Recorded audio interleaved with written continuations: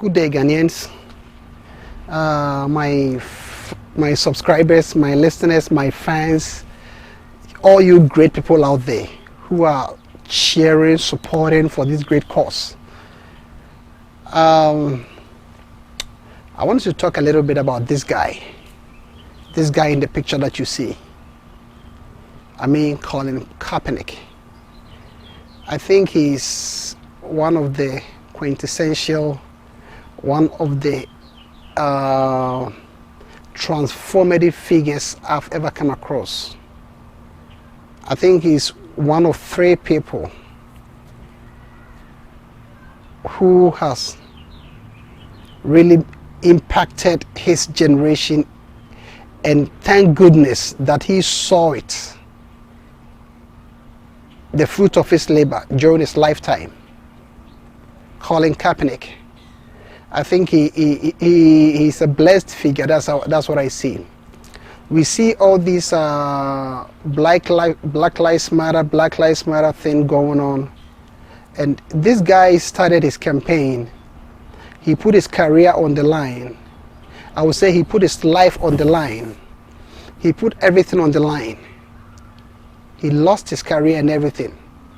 And thank goodness now, if we're talking about George Floyd being immortalized in American history, I would want us to start seeing the impact of Colin Kaepernick. Look at this way. He started the I Can't Breathe thing. He started kneeling, and now the U.S. the U.S. Senate and the Congress people, they all kneel. When he first started, he was a villain. And see how God has shaped it, like how things have turned into his favor.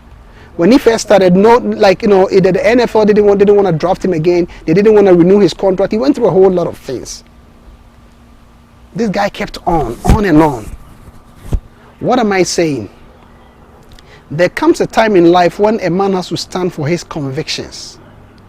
A man has to be bound by the ideals that he believes in.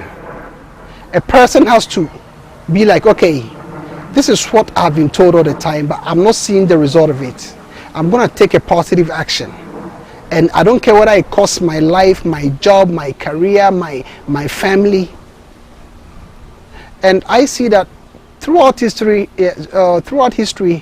people who have been able to do it, they've always become so successful, and history always judges them right. When George Washington was fighting during the Revolutionary War, you know what happened? His mom was so mad at him. His mom didn't want to talk to him because, according to his mom, how dare you fight the country of your ancestry? When George Washington was seeking the American experiment, that this dream of ours is going to come to pass, we have to be free men and we're going to create a republic, his mom was fighting him.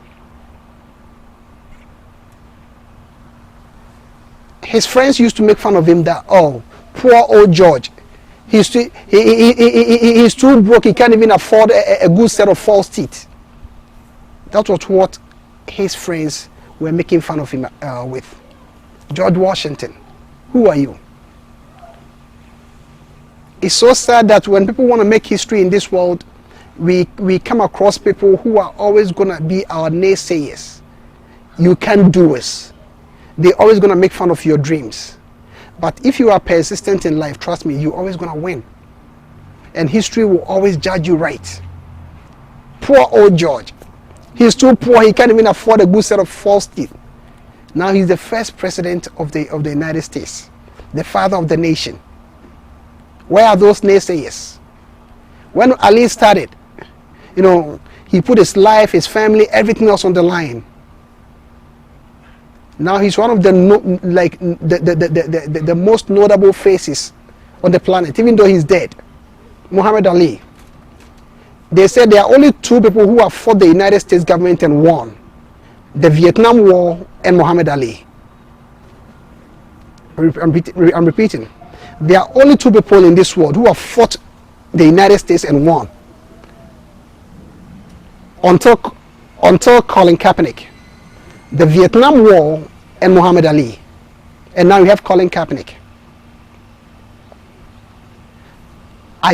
Sometimes I just want to sit down and study the lives of these great people who went against all odds and beat it and became successful.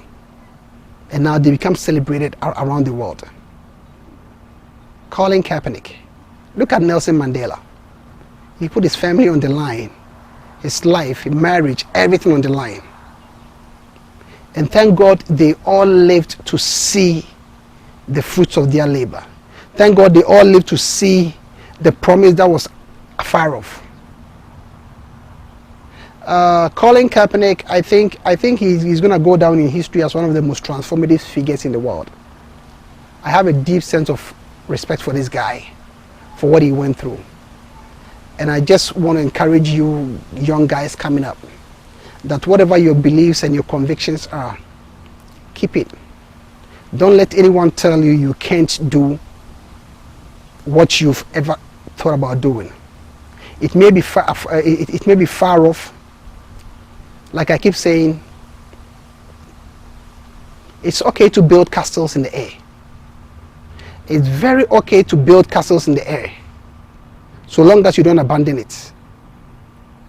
The most important job after you building castles, let people call you any names. Oh, this guy is arrogant, this guy is savvy, this guy. Let them call you names. But this is what happens. Once they see that you started putting foundations under the castle that you built, they'll respect you. Colin Kaepernick, you've earned my respect. And what I want to tell these young up-and-coming guys is that cynicism and pessimism are cop-outs. They are an excuse to take a dive. Don't ever feel that you are inadequate to accomplish any goal.